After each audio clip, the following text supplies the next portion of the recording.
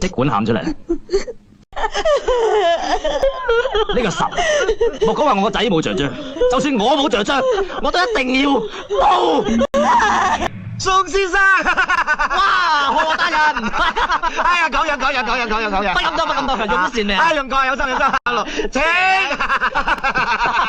宋世傑，嚟啊！本官未到任之前，都聽聞你死都咬埋啦，亂都咬得直係嘛？你就係講個肚大似冬瓜，上下一齊要放俾何小弟大人啦，係嘛？你侮辱我！唔係我講嘅，聽翻嚟啫。人講你又信，簡直係讀屎片。係屎片，仲讀埋同你大人同一個嘜頭嘅屎片。我點同你啊？有乜唔同？大家講嘢都係靠聽翻嚟，行家嚟聽。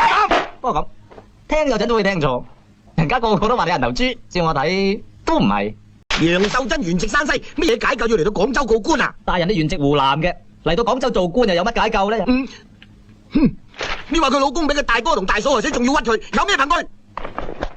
冇憑無據真係冇告。咪住咩啊？問大人，我係公定係乸？你梗係公啦！有冇真憑實據啊？